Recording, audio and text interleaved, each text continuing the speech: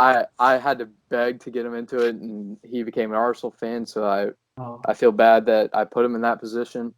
Um, Hello and welcome to episode 28 of the First4LCFC podcast. And it is a lockdown special. Many of you may have even forgotten we have a podcast, but we are back.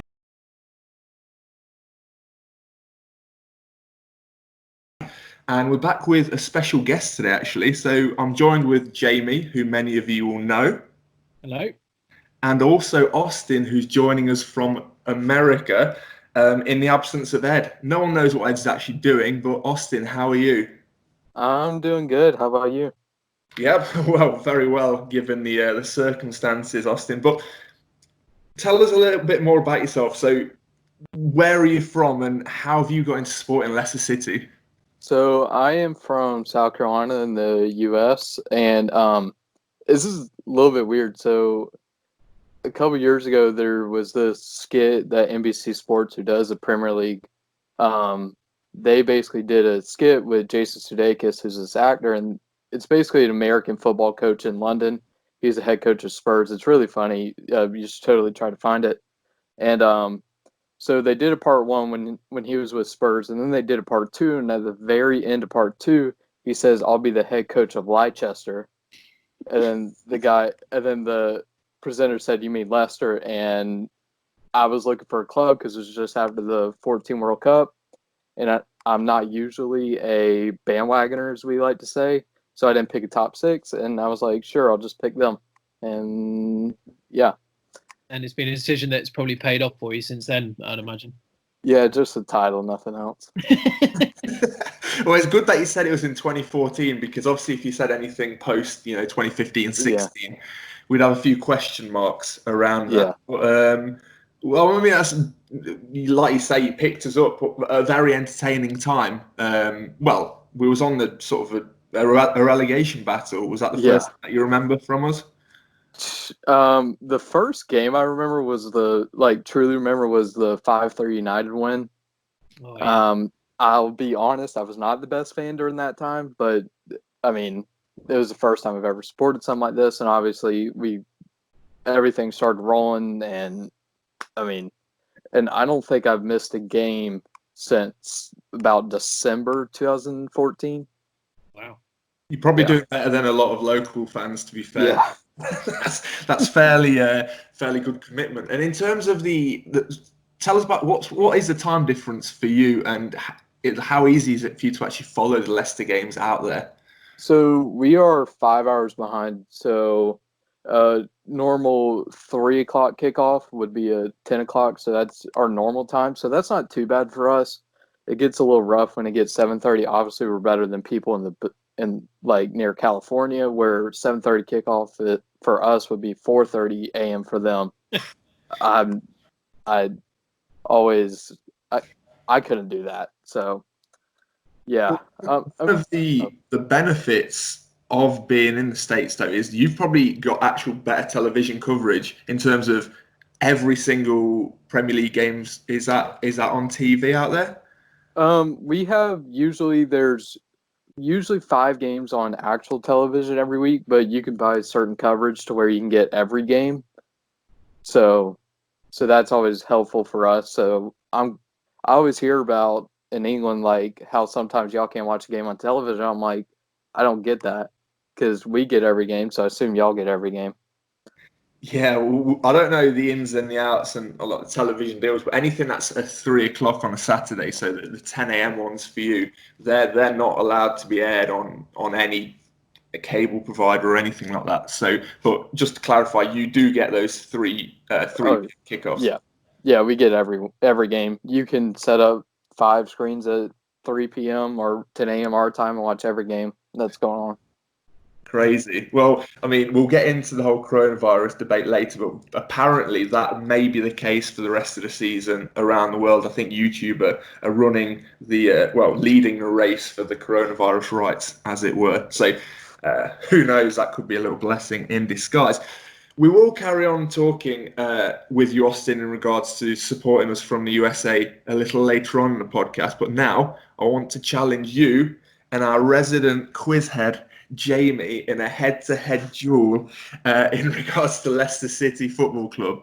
So for those who don't know, Jamie has been on TalkSport, which is obviously, I think, the UK's or probably the world's leading sports radio station. And with mixed results, really. I mean, Jamie, tell us a little bit about your journey. Well, I mean, it's mainly been as a replacement whilst all the games obviously haven't been played. They're looking for ways to sort of do their own table. So it's 5 questions each in a sort of penalty shootout style. But I've got to say, the questions you get are a real mix. Like, you know, he's asking me about games from the 60s and 70s, and then he asks the opposition who their current shirt sponsor is. You know, it's a real mixed bag. And yes, I'm looking to make excuses early doors because I don't foresee this going very well for me, actually. So, yeah. Well, yeah. So, Jamie, you're a lifelong Leicester City fan based in Leicestershire against Austin, who took us up on relatively on a whim in 2014. So the pressure is well and truly on you. Yeah, I am feeling it, if it helps. Okay, so just before we get into it, it is 10 questions, 5 of which are in relation to the Premier League title-winning season. However, they are unorthodox questions. They're not very easy to guess. So it could be a low-scoring affair, and then the final 5 are either like history-related, but again, relatively tricky. So it'll be a bit of fun, and we'll see how it goes. So are you both ready, guys? Yep. Okay, so what we'll do, Austin, you get the first guess, and then Jamie, you can come in afterwards. Let the guest go first. Perfect. Okay, then. So let's go. Question 1. So, in which game week of the 38 game weeks did Leicester City go top of the Premier League? This would mark them staying there for the rest of the season. Oh Lord. Shoot. I'm gonna guess around. Let's see. I know we weren't top on New Year's. I know we were top on Christmas. I'm gonna guess around 25. Okay, so you're going with 25, and Jamie, what about you? Yeah, I was going to say around there as well. I'll go a little bit earlier. I'll go 23. It's 1-0 to Jamie, who's got it bang on, 23. But I feel a little bit like Austin's a little bit hard done by there. Yeah, I was going to say, when I was getting excited for Austin because I thought, come on, he's got a good chance there. But yeah, it's 23. And I didn't actually know that before doing this research. But yeah, so ever since that moment, 15 weeks at the top, which is fairly, well, fantastic in any season, really. Okay, so we go into question 2. Leicester City conceded 36 goals. How many of these goals did we concede in the first half of matches? What? Oh my God. So we conceded 36. How many did we concede in the first half? Again, closest wins. Where have you got this info from, by the way? Yeah. I've been. These aren't like easy to find questions. I've found these, like, got the answers myself. Nice. I'm gonna go 20. I don't know. Okay, 20. Jamie, what about you? Just so hard. Well, I seem to remember that we came back into a lot of games, didn't we? So maybe we conceded more earlier. So I'll go with 23. It's 1-1. It's actually 13. We had the lowest goals conceded in the first half of matches with 13. Wow, fair enough. So there's a little stat for you there. So 1-1. It's going well. This is good. Okay, right then. On to Jamie Vardy, who scored 24 goals in the Premier League that year. Can you tell me how many times the striker scored a brace, so 2 goals in a match?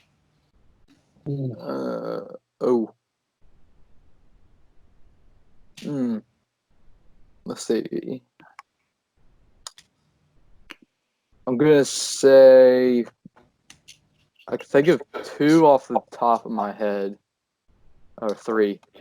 I'm gonna go with 4. Okay. I may forget one. 4, we'll take that. And what about you, Jamie? 6. That's the last thing I wanted you to say because it's actually 5. Oh, So it's obviously honours even there. So it's still 1-1. But interestingly, Jamie Vardy didn't actually score a Premier League hat trick that season. However, Riyad Mahrez did. But yeah, he scored a brace on 5 occasions of his 24. So yeah, we continue on as even there, 1-1. Into question 4, which is how many penalties did Leicester City get awarded that season? oh Lord. See, I don't. Oh, I don't know how many penalties we normally get awarded. Oh my word.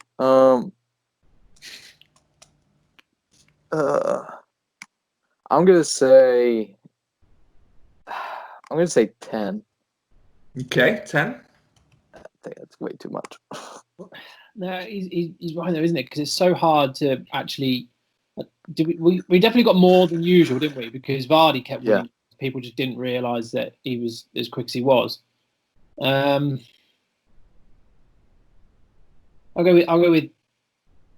Oh, I made the mistake going 2 away. I'll go 11. I'll go one more. Oh, he's gone for the sweaty tactic, and it's paid off because it's 13. Oh. 13 penalties we got awarded that season, which I believe was 5 greater than I think the second best was 8. So yeah, 13 penalties. However, we didn't actually score all of them. So the next question is, of the 13 penalties, how many did we score? Did we score? I can't think of any penalties we missed off the top of my head. Obviously, we didn't get all of them. Let's see. I'm going to go with 10. Not just whatever. 10. Oh, that's my guess. I'll give you 11 then. One of you's got it bang on. Oh, And it's Austin who makes it. Oh, what a goal. Great effort. So taking the one that you both got half right, that's 3-3 after 5. And that concludes the Premier League title winning season. Thinking of these next 5 questions, it might be a bit tricky for Austin. So even more pressure powered on Jamie, which makes it fun for me as the host. So yeah, we move on. Question 6. Which Leicester City signing made 300 appearances in the Premier League, including 3 Premier League titles and 3 FA Cups? However, he only went on to make 17 appearances for us.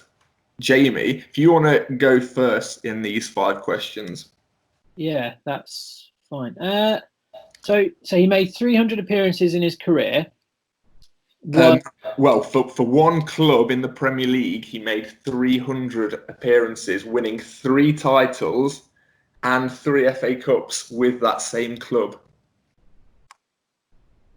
Hell. Because the only one I could think of was Mark Schwarzer, and I don't think he won anything. It's a really, really good question. I'm trying to think of what we must be talking the 90s era then. Must have been an O'Neill one. So it's a good rhetorical question. Literally no clues being given whatsoever, are there? I think if I gave... I do appreciate this is very tricky for us because this does come before 2014. No surprises there. But if Jamie doesn't get a point, then it doesn't make a difference. 3 Premier League titles. Martin Keown. That is correct, but how did you get that? Because I'm just trying to think someone that came it must have come in the latter stages, not really done a lot. So Martin Keown. And I just realised I didn't give Austin a chance, but Austin, would have you guessed that? Probably not. The only guy that I could think of that won 3 Premier League titles was Johnny Evans, and he's definitely made more than 17 appearances. That's fair play. To be fair, I want to. Well, yeah, but yeah, Jamie, you are right, and that actually surprised me. And I thought of that whilst watching Match of the Day on Saturday night, which was a mixed bag for those who tuned in. Okay, right then. So, Keown was the 6th oldest ever Foxes player, aged 38 years old and 181 days, against Preston North End in January of 2005. But who is the oldest player ever for Leicester City? Austin, do you have any guesses at all in regards to this one? I mean, the oldest player that I can think of, I mean, I guess would be Mark Schwarzer. Okay, so is that your final answer? Yeah, sure. And Jamie, do you have an answer as well? I was going to say Mr. Schwarzer because I think he was in his 40s. But I guess around up in that age, you'd have been looking at the likes of maybe Les Ferdinand. He was pretty old at the time. But if that puts you for your final answer, Jamie, who would it be? Oh, can I say the same thing? You're allowed to say the same. Oh, okay, all right. I'll go Mark Schwarzer then. Okay, you are both right. So I'm going to push it a bit further now and ask you for an exact age of Mark Schwarzer down to the last day. So a year and a day, and the winner gets a point. So, yeah, how old was he?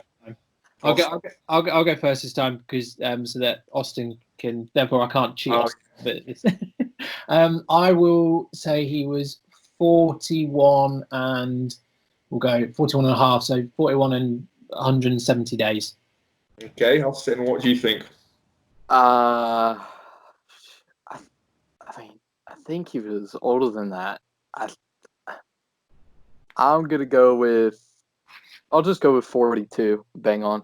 I mean, I know it's not, but Austin, you are right. You've drawn level again. This was actually surprising. He was 43 years old in 32 days in the League Cup in October 2015 against Hull. 43. I actually thought the oldest player who ever played for us was Kevin Phillips. That time, I think he scored against Blackpool. But yeah. I don't think he's even second. I mean, there's people from like the post-war era, so whether or not we sort of class them in there. But yeah, it's actually Mark Schwarzer, so 43 years old. That's some record. Kevin Phillips did that famous old man celebration, didn't he, when he scored that goal with the walking stick? I think I think he was only like 40, so I think he was young. Yeah, exactly. Should still be going. But okay then, right. So we're level going to question 8. So Leicester City have had players from 47 different nationalities. Can you name me a country that we've only had one player from? So there's numerous. You can the countries. There's over 10, I think. So Austin, can you name me one of the countries that we've had only one player from? Well, the most obscure country I could think of was Diabate in Mali. As professional as this podcast is, I've not actually got the answer up, but I'll get Jamie to give his answer. So, Jamie, can you give me a country as well? I will say Ghana with Big Jeff Schlupp. Okay, well, I'm just clarifying these. So, Austin, can you confirm who did you guess? I said Diabate in Mali. Mali is actually incorrect. We've had 2 players from Mali. Really? We've. This is classic. So, do you not see Frank Musa? No, it's so Diabate is one. Can you name the other? Well, either of you, can you name the other? He played for us not that long ago. I say played. I think he made a couple of appearances. It wasn't the guy who. Was he the guy that came on loan and then did his like shoulder or something and didn't play again? Yeah, I believe you. Yeah, it was away at Millwall. I think I was. I mean, I was there. I think that's the game you were injured at. Yeah. So Diabate and Wag are both from Oh, Mali. I don't know about Mola Wag. the pronunciation of his name. I'm very sorry, but So that's a good guess. I mean, I'd have thought that would have been less than 2, obviously, but it's not. And Jamie, who did you say? I said What country? Ghana.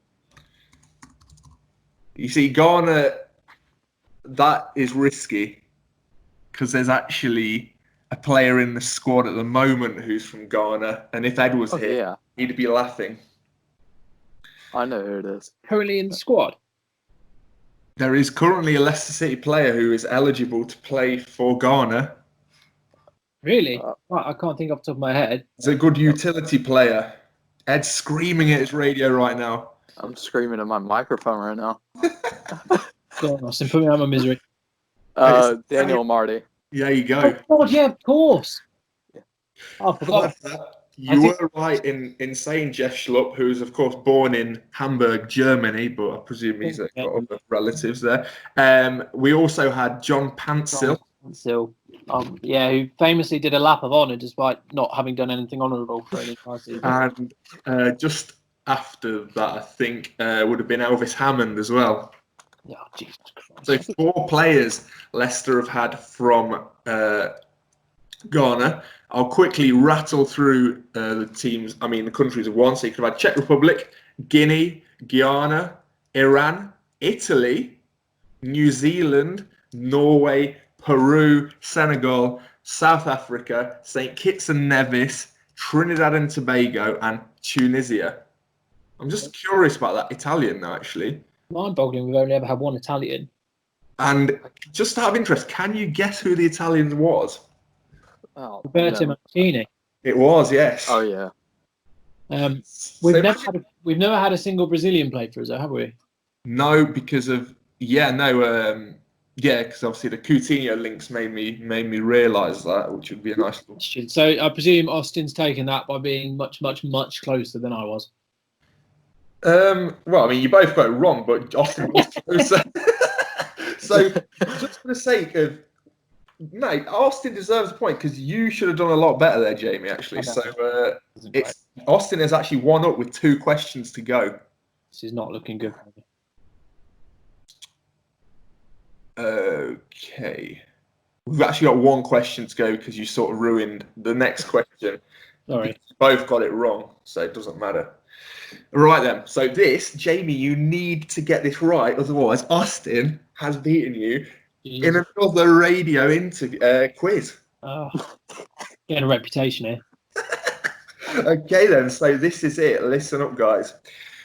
Rank these goal scorers in terms of their goals to game ratio at Leicester City only.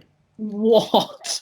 Gary Lineker, Ayegbeni Yakubu, and Jamie Vardy. So in order of who scored the most goals to game ratio, so best to worst.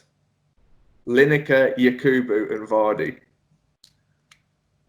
Austin, you have the honour of going first.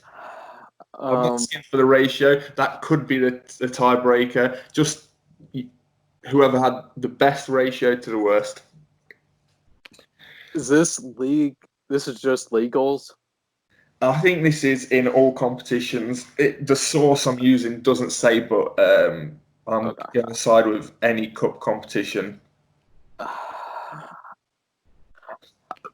I want to say Vardy first, but I feel like that could be obvious. I'm going to say Vardy, Yakubu, Lineker. Okay. Yeah, I mean, you've locked that in. And Jamie, are you going to disagree with that? Yeah, I think Yakubu has the best ratio because he played so few games as well. So I think Yakubu, Lineker, Vardy. Yakubu, Lineker, Vardy? Yeah, Vardy having the worst out of the 3. But it's still a great ratio, obviously. But yeah, that's my guess. You've actually nailed it. And your rationale behind that is correct. It is correct. In Just out of interest, I'll obviously tell you the ratios, but how many games do you think Yakubu played for Leicester, Jamie? He joined in January, didn't he? So probably around 19, 20 games. Again, yep, spot on, 20. Someone's got their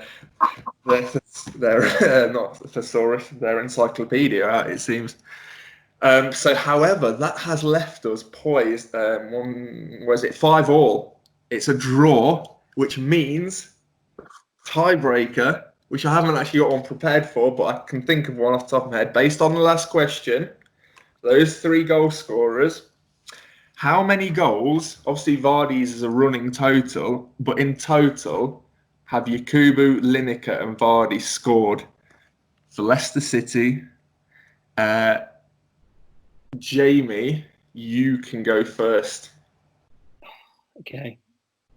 So Vardy's got about 100. All right, I shouldn't really give away my thinking, should I? I'm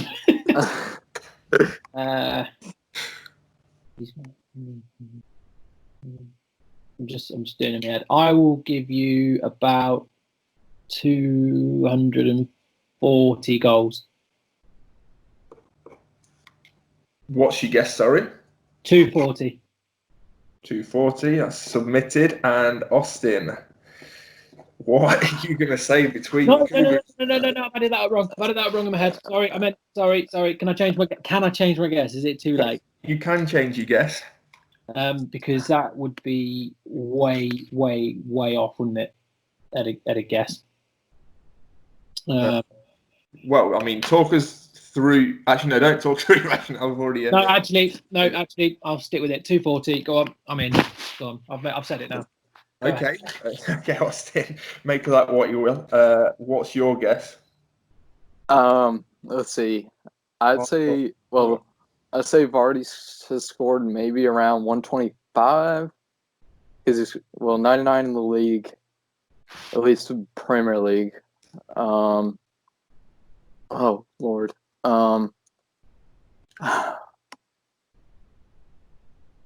I mean, I didn't even know Yakubu played for us until a minute ago.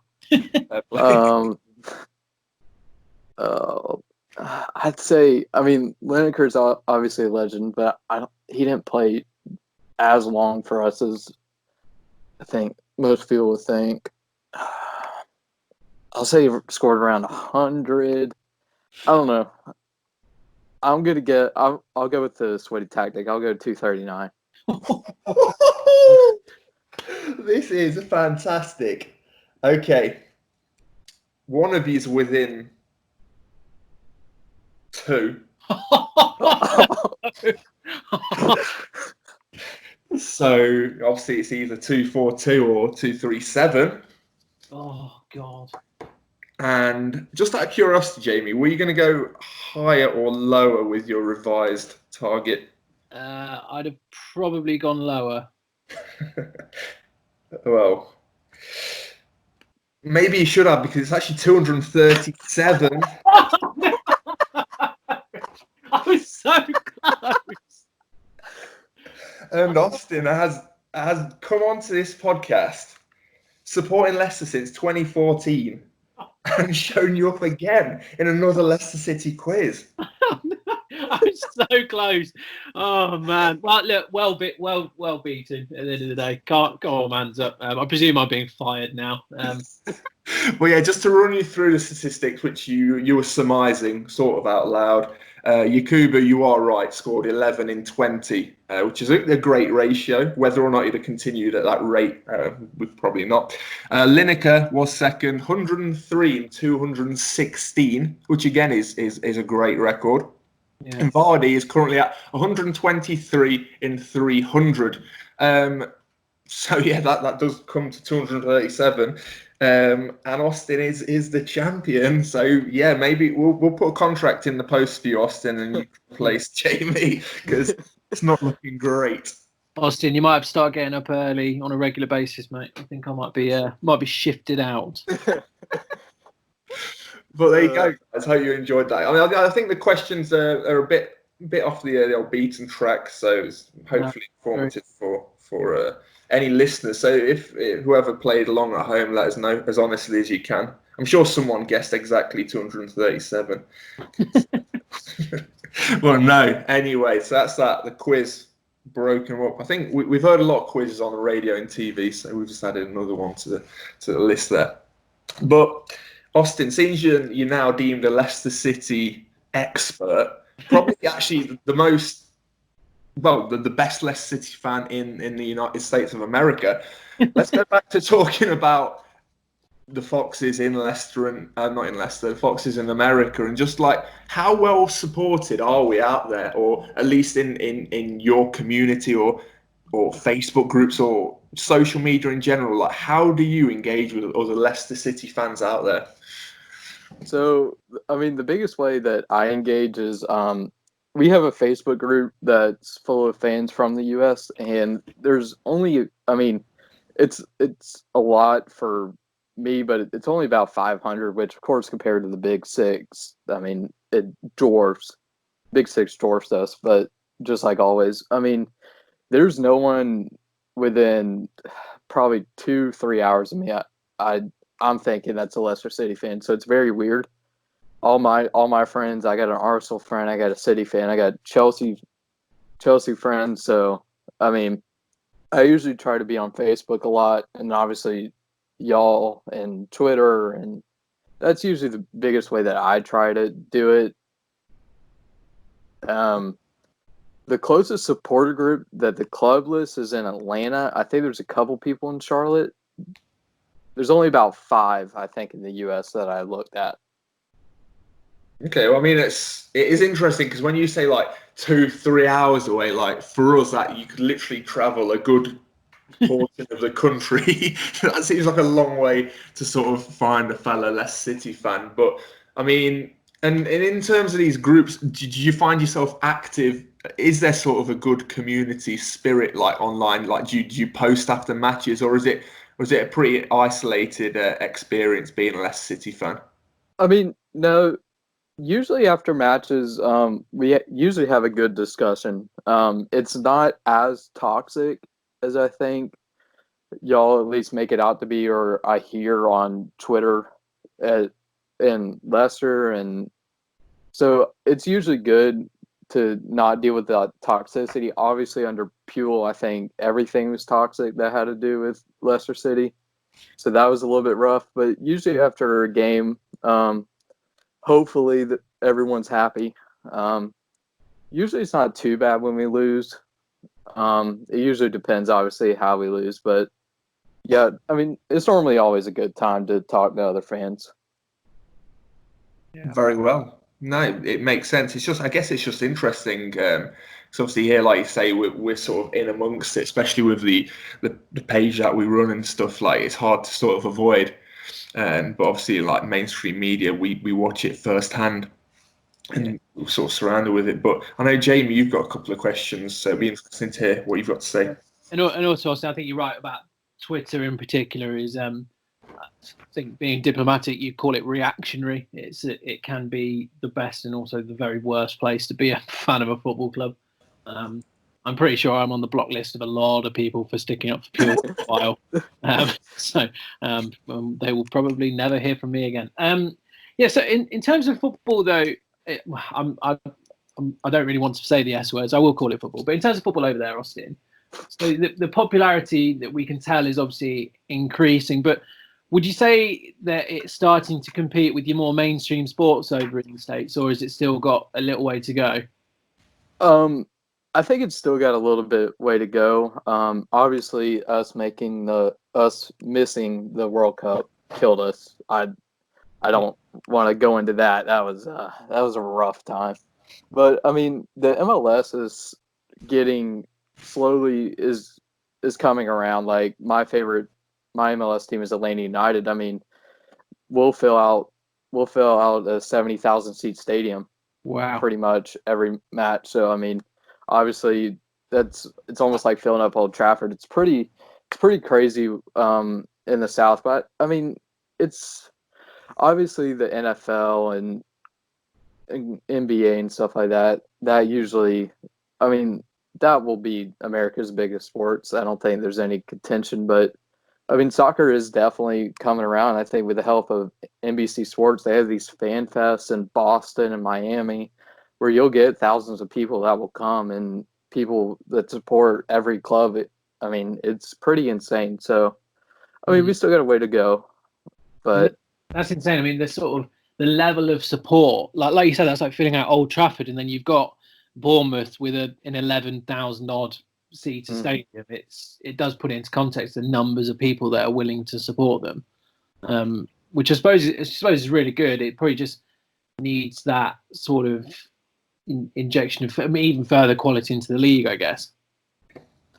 I mean, yeah, we're starting to. I mean, usually the old saying was like that's where all the old players used to go, and I mean that was a little rough time. But Atlanta United kind of started they got young players from South America. Obviously, one big one is Almiron at Newcastle. He's struggling there, but I still love him. And obviously Joseph Martinez, which I wish we bought him 2 years ago. I mean he's basically Vardy 2.0. So, I mean, just the way that Atlanta United play, it's really helping. So, I mean, obviously LAFC too. Zlatan coming back and Rooney coming here didn't exactly help to move the league forward. But, I mean, it always brings publicity to the league, which is always good. You can't argue about that. I mean, David Beckham basically saved the league. So, I mean, yeah, he started guys and like Gerrard and Lampard that came over here, but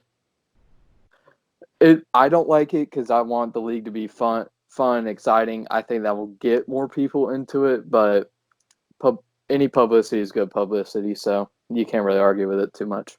No, absolutely. So in terms of like the following of the Premier League, then, whilst you obviously have your MLS team as well, it sounds like the Premier League is pretty well supported. I know you said earlier, but who would you say the most supported clubs are, and where does Leicester sort of rank in and amongst that? Well, I think we would be not very high. It's pretty rough. I think. I mean, the obvious ones I think would be both Manchester clubs. I think they would be the highest. Arsenal, I don't know. My best friend, I had to beg to get him into soccer. Yes, I said it, but I had to beg to get him into it, and he became an Arsenal fan. So I feel bad that I put him in that position. I think that's definitely the soundbite for the start of this. That's amazing. I'll say we're around mid-table. I mean, I don't think we're too low because obviously I don't see the other clubs, so I don't really know. I think West Ham, surprisingly, would be up there. Obviously Liverpool, because obviously a lot of fans down here will be bandwagoners. So pretty much any team that's good, they'll be a City fan for the last 2 years. They'll probably be a Liverpool fan for the next 2 years. And if we win the title again, they'll probably be a fan of us for a year. I don't know. So I think it changes every year. Obviously, as more and more people become fans and get into it. It's interesting you use the term, bandwagoner. Obviously, we understand because there's people across the world, I'm sure. But when Leicester City won the league, surely this was like the ultimate Hollywood sort of story. I mean, there was talks of films being made and stuff. Obviously, none of that really materialized. But like, how did that go down in the States? Because correct me if I'm wrong, but like in England, like we see a lot of things that happen in America, and it gets G'd up a lot. Like it's very excitable. And something like this, surely this was like the perfect storm for soccer, as you like in America. Like, how were people following Leicester City during that season? Honestly, I mean, I don't think it really became like mainstream. So you talk about ESPN and Fox Sports, stuff like that. If you didn't really follow it, I think on NBC, you didn't really know it. Obviously, ESPN had their own little show, but it was like 4 o'clock during the day for like 30 minutes. So not a lot of people were able to follow it. But obviously, after we won, it became a huge story. And usually, like, they'll have sometimes you'll see like top 10 like underdog wins, and we're usually obviously up there. I try to explain to people how insane it was. Because I mean, obviously before we won the title, none of my teams won the title, so I never got that feeling. And when that happened, I try to tell anyone and everyone that would listen to me how insane it was. But I mean, before I don't think until Hazard's goal went in that really any of the country like truly knew what happened. Okay, I mean it's interesting. It's because, like you say, here we're in this bubble, and we think that at the time it was like the greatest story in the world, and we probably still do. Actually, I'd rather have that every day of the year than obviously listen to sort of coronavirus every single day. But no, it's interesting, and it's interesting to see the points you make about generally how the Premier League's received and a growing audience for the MLS as well. But I mean that does sort of lead us on back to domestic football, and will it return this season? So I think I'm not sure again how much you follow sort of other European leagues, but I think so. The Bundesliga is reportedly coming back over the next couple of weeks, which I never thought I'd say, but I'm actually excited for. Hopefully, some British broadcasters will pick up the rights for that, and just to have any football back on our screen will be massive. But like in terms of you, have you missed football or soccer? Like, have you missed sport in general? Like, because I think until now we've not really appreciated how much we sort of take things like this for granted here. Oh, I definitely have missed anything. Like last night, I mean, 1 a.m. my time, I was watching the Korean Baseball League just for anything. I mean, I'm a person. I watch rugby, I watch cricket, I watch soccer, I mean, a lot of stuff that people in America don't watch. So at least for a little bit, I was okay. But I mean, we have Fox Sports, which picks up Bundesliga. So I assume they'll probably have season high ratings because it might be the first league that comes back. And I think the whole world, obviously, other than anything Korea, but yeah, I mean, I've missed it. I mean, my whole life is sports. I follow it every day. I don't think I do anything that's not sports related. So, I mean, I think we do take it for granted. I agree with you 100%. Yeah, no, Jamie, would you agree with that? Because I think, well, speaking on my own behalf, like other than sport or football in particular, I don't really watch a lot of TV. I don't follow any soaps in particular or anything like that. So I have sort of found myself at a very loose end over the past 6 or 7 weeks, Jamie. So obviously, well, first of all, I want to congratulate you. You've welcomed your son to the world, which is obviously going to keep your hands very, very busy over the coming years. But like, how have you found life without Leicester or football on TV? Yeah, no, thanks for that, mate. Unless they start putting the live sport on at 2-3 o'clock in the morning, I don't think it's going to make a huge amount of difference to myself at the minute. But yeah, no, you're absolutely right. It's just that sort of, because it's not just the watching the game, is it? Especially in the UK, when on a Saturday or a Sunday you got 3 or 4 live games. I don't know if ever, I know you're not as into fantasy football this year, Chris, because you've not been doing so well. But it's like, you've got all of that coming with it, and sometimes you'll have a day out to watch it with your mates and stuff. So it's a whole, it can be a whole weekend worth of stuff to do. And whilst it was kind of nice to have that, in a way, to have a bit more time, it's you do soon miss it. And found myself watching like reruns of all these old games that they're putting on. Like even watched the Leeds game last night, and so it's how desperate times have got. So the sooner they can get it back and do it safely, the better.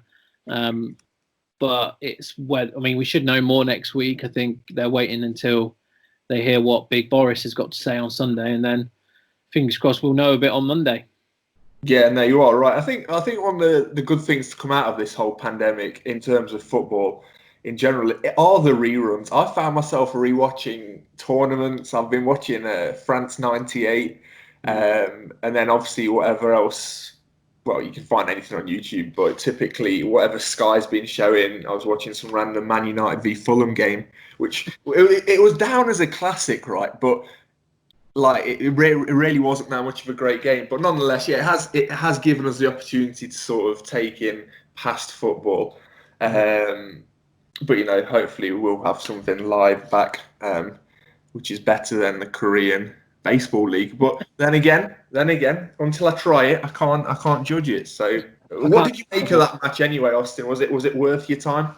It was definitely worth my time because I love baseball. I played baseball in high school, so it was fun for me. It's obviously very weird without fans because Korean baseball and Japanese baseball is big on fan atmospheres. So, they were piping in fan noise just so the players didn't think it was too weird, which I think makes it weirder. Yeah, but, that's how it is. So. Well, it's funny you should say about fan noise because I think places like Anfield do that in England. So. City.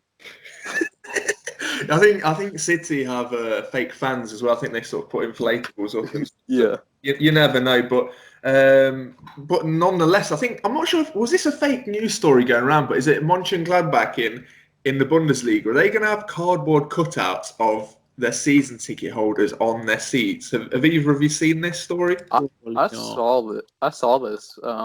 If that's true, that's wild. It's very strange. I think, yeah, I'm not sure how I feel about that. I'd find that quite off-putting. But... No, you're right. The any team fans can essentially pay to have a life-size cardboard cutout of themselves to be put in seats. The club tweeted it out. Their official account. So I assume it's real. And it's quite nice that they're saying that basically they're going to give all the money, a portion of the money, to fans who are struggling financially during the pandemic. So that's quite a nice thing to do. It's going to look well weird though, isn't it? Let's be honest. I'm just looking forward to the shots going wayward, seeing who gets absolutely sniped. Poor old Doris has spent 20 euros to get her cut up in the front row and knocks her head off. Yeah. I think that'll be one of the highlights of those games, nonetheless. But it does draw an interesting sort of debate from this in terms of the atmosphere. You've touched upon it. We've joked about fan noise being played into the grounds and stuff. And in our podcast before, whilst the football season was on, we've spoken about the toxicity that can sometimes exist at the King Power. So, do you think Leicester City fall into the category of a team that relies on atmosphere to get good results, or do you think we could potentially benefit from players who maybe rely more on confidence, like Harvey Barnes or Ben Chilwell? Do you think this could make them play a lot more relaxed, and that we could actually benefit from this neutral, these neutral stadium plans that they've got? Sort of drafted up, Jamie, because obviously you're a season ticket holder, so you witness it firsthand. How do you see this panning out if we do go ahead behind closed doors? No, it's a really interesting point actually, because you're right about our atmosphere. When it's good, it's very, very good and it's excellent. I think we've shown in the big games and the title-winning season, etc., and in certain games this year that when the fans are properly buzzing, it definitely has an impact on the pitch. I think one of the best atmospheres this season was when we played Arsenal at home and we absolutely tore them to pieces and everyone was positive, everyone was brilliant. But then you're right, certain players come in for criticism. I know we spoke a lot about Ben Chilwell and the sort of the impact they were having on him. And Harvey Barnes, again, big confidence player. So you're right, it'd be interesting to see how they cope with that. But I think it'd just be a bit strange all round, wouldn't it? I think that the teams that are threatened with relegation, who have home games coming up, they will be the ones to complain more, I'd guess. I think that they will be relying on home advantage to give them some sort of chance. Especially if you look at sort of Bournemouth and I know Palace aren't in the mix, but a club like Palace who do rely heavily upon their support, they'll be struggling. But Leicester, yes and no. I think we're not going to be one of the ones that's going to really struggle without the fans, but obviously we would probably still be better off if they were there. Yes, it is an interesting one because from my point of view, I think teams like Man City and it's not even a slander at their weak home support. I just think teams that are technically very sound won't struggle. And I think Man City, in my opinion, technically the best team in the league. I think the lower down, I think teams like Burnley spring to mind. Again, it's not necessarily an insult, but let's face it, they're a pretty traditional playing footballing side, 4-4-2. And one of the things that probably does go in their favour is playing at home, because it's one of those places that you don't necessarily want to go. They make it a bit gritty. But I think if you take away the fans or anything that's away from the actual football pitch, I think they're probably one of the easiest teams to break down. So, Austin, I just want to ask you, like, in terms of the atmosphere side of things, which you've commented on being a big factor in different sports, which side of the fence do you sit on? Do you think there'll be any strange results, just generally speaking, or is atmosphere something that's overhyped and it shouldn't actually count that much towards the end result of a football match? I mean, I think fan support in any sport is massive.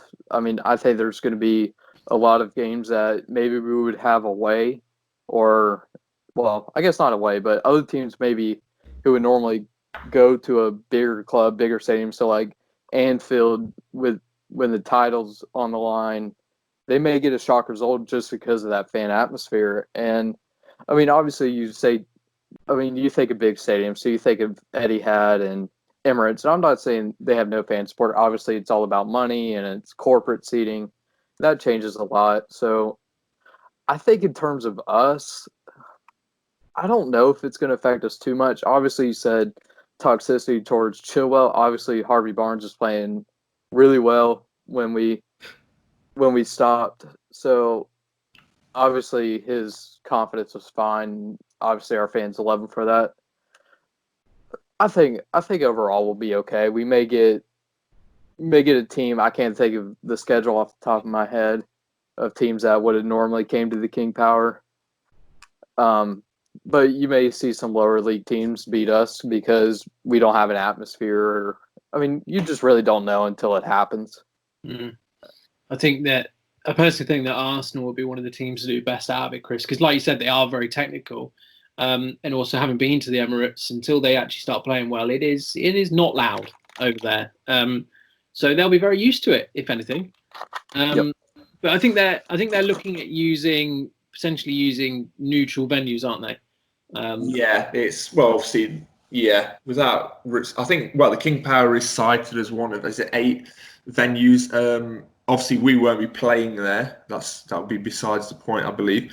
But just to quickly rattle through the games we have remaining. So we would have Brighton, Everton, Palace, Arsenal, Bournemouth, Sheffield United, Spurs, and Manchester United. So providing they're all on neutral soil, I mean, it's a mixed bag, isn't it? You have got teams like Arsenal, Everton, Spurs, and Man U who would be challenging, but I think in the way we're guessing on how this is going to play out, because we're going to have to fit in like all those games, and I think the season has to be finished by like sort of mid to late August. There's various rules that are being spoken about, whether it be allowing up to 5 substitutions.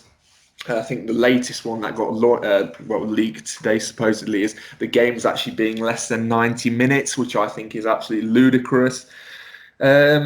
So it's going to be interesting. I think there's more factors basically than just the atmosphere that we need to take into consideration. But I think ultimately we do need to get the season finished and just to get us into Europe, because I think a lot of people are thinking that, oh no, if Liverpool were stripped of their title, title that they looked like they were going to win, would be bad. But for us, like a European adventure isn't something that happens every season. So there's no guarantee that we're going to be up there next season. So are we all in agreement that I think the main thing is that the season has to come to an end somehow?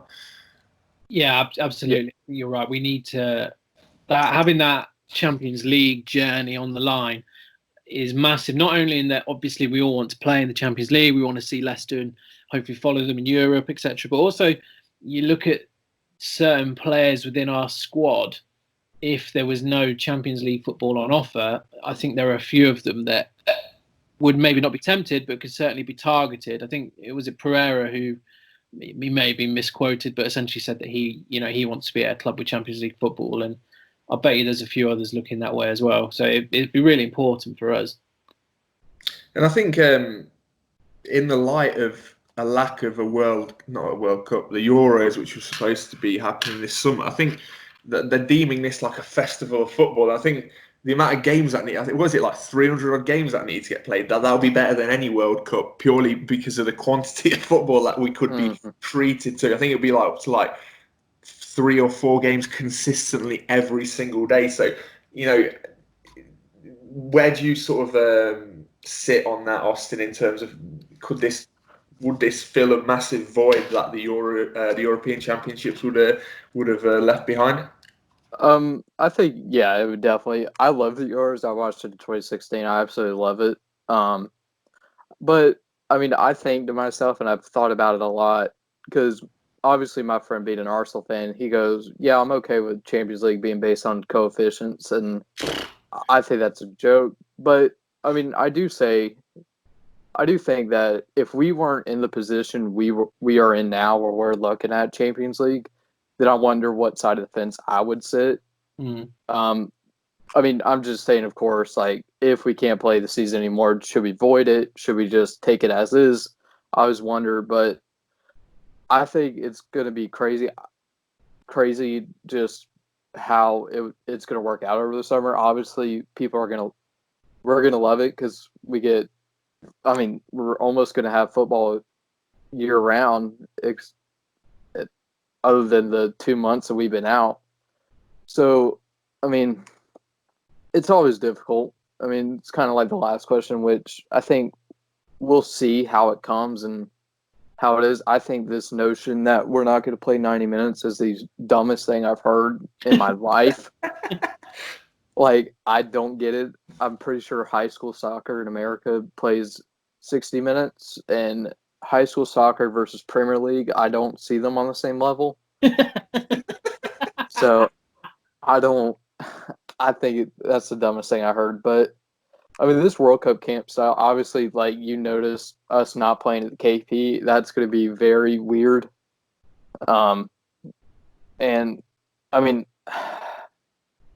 it's going to be a hard time no matter what we do. I mean, it's going to be something that's obviously never happened before, probably won't happen again. So it'll just be interesting. Yeah, absolutely. I mean, I was looking into a little bit about the MLS as well, Austin, and there's one way that we could end the season. Do they still have the All-Star game over there? Mm-hmm. Yeah. Apparently 1 year, or it might have been for a few years, but basically instead of doing an All-Star game, they basically did a skills competition, including something called goalie wars, which is where they put 2 full-size goals really close to each other and then just did a one-on-one with the goalies. So the goalies could throw it, kick it, do all sorts in a one-on-one format to decide who wins the game. I mean, I'd back Casper at that. Wouldn't you? You can imagine him 2 foot in the life out of like Edison or something, just to get the win. But it is honestly one of the most mental things I've ever seen. It's amazing. I mean, I've never heard of that personally. I'm going to have to Google this. It's basically two keepers stand about 10 yards apart and just, chuck the balls at each other in the face until one of them gives up. It's absolutely amazing. I'm gonna have to look this up. I've never heard of this. I will. Well, I'll be sure to tweet the link out as well with the podcast. It is really, really something. Yeah, there's some bizarre suggestions. Obviously, like newspapers or journalists are obviously very bored and looking for content. I think one of the other strange ones is let's move it to either China or to Australia because they're not as affected by coronavirus anymore. I don't see either of those happening either. But yeah, I don't know. Like you say, it's all guesswork. I think the consensus in the UK is that we could use football as a form of entertainment to help lift morale, to coin a phrase, I think, which has been bandied around. Not sure how that works for people who don't like football, but I think we're just working on the masses. But I think something on a serious note is that football isn't just something that can rise above all else. Like, we've got to remember that these people, whilst it's not like a war situation, are still ultimately going to be risking their health and also the health of their families that they may have to go back home to unless they are in total isolation. So there are obviously serious underlying issues when it comes to the debate of whether football should come back or not. But hopefully, somehow, we manage to get the season over the line. The worst case scenario would be that this season is null and void. Whilst that would be extremely humorous, not to see Liverpool not lift the title, I think it's just not it's not fair in general. But only time will tell. I guess we'll see how it goes over in the Bundesliga and other major European and world leagues as well. But I think that sort of brings us towards pretty much a conclusion, really. I mean, there's not much in the way of sort of transfer rumours or anything that we can really discuss. So normally at this stage of the podcast, Jamie asks me and Edbert, if there are any other business. So Austin, I'll give you the pleasure. Is there anything else that you want to talk about on our podcast this week? No, I think we covered it all. I mean, I did see indeed PSG looking to get him. We've not seen that. You seen that, Jamie? No, I hadn't, but that would worry the life out of me. Yeah, I think obviously if this whole Champions League thing doesn't happen, we're looking at our big players leaving. I mean, you're looking at Pereira, like you said earlier. You're looking at Ndidi leaving. You're looking at Madison leaving. Chilwell probably leaving. I mean, there's maybe even Soyuncu. I mean, there's a lot of players that, I mean, could really hurt if we don't get in Champions League this year. Yeah, you're absolutely right. I think it's just having a quick look. It's the Sun have picked it up as well, basically saying that Man U and PSG are both looking to enter the race for Ndidi. I mean, I know he's on a contract for another. I think he's got another 4 years left to run on it. I think didn't we sign him up to a 6-year contract or something? It would be massive money, wouldn't it? Let's be honest. It'd be huge money, but I think I've said this before about other players that it doesn't matter. Give us 250 mil for him. Like in a nice possible way, we don't really need that money. Maybe we need it a bit more, obviously off the back of this coronavirus thing. But like we don't need to be a selling club. But yeah, if someone like that comes knocking, where you can get Champions League football for the rest of his career and probably, I don't know, 300 grand a week. And if we don't get Champions League, I'm going to make a bold motion statement. I've not done it yet this podcast, but we could easily turn into a club battling relegation next season, because if you take away 6 players like that, you've got a rebuilding project. And well, we know the Premier League can be a very volatile league, so that's an interesting one. And it's almost through these times we've forgotten about transfer rumours and stuff, but the reality is that within a couple of months, this season could come to an end. We might have a shortened transfer window, and 3 months down the line, we might have an absolute skeleton squad. Well, the good news is this report has said put the number of 45 million on Ndidi, and I don't even think that's half of what we would ask for him. So yeah, it's not even close. Fingers crossed they've got that one wrong. But yeah, that is definitely a worry, as you say, Chris. Well, I'd like to think that if we did sign him up on this 6-year contract extension, there'd be some significant clause in there. And we made that mistake with Kante. Mm-hmm. Surely we would have learned from that. Like 45 million in this day and age. I can't name anyone off the top of my head, but like, yeah, you'd see someone like a lot less. Like Ndidi is up there as one of the best in the league at the moment. So, yeah, but nonetheless, we won't entertain any of that until it happens. Well, hopefully it won't happen. But anyway, so let's wrap it up. It's been a pleasure having you on, Austin. It's been great to see how things are from your side of things. And ultimately, you made a great choice supporting Leicester. And let's not forget that you beat Jamie in a quiz, making you a better fan than him as well. How have you found your time on the podcast? I loved it. I mean, thank y'all for having me. I know I mean, there probably could have been a lot of people that y'all could have on, but yeah, thank you for having me. It's been really fun time that I've had on here. And yeah, thank you again. Well, I wish I could say it's been a pleasure, Austin, but you made me look very stupid. So no, it's been great. It's been great to talk to you, mate. So thank you very much for coming on. Thank you. Yes, thank you from me as well, Austin. And just to wrap it up, guys, I'm not going to promise a date for when our next podcast will be, but hopefully it'll be a lot sooner and with the return of the Premier League season. But as always, hope you're all staying safe and staying indoors and looking after those around you as best you can and staying in touch with loved ones. So yeah, look forward to speaking to you again soon, and take it easy, guys.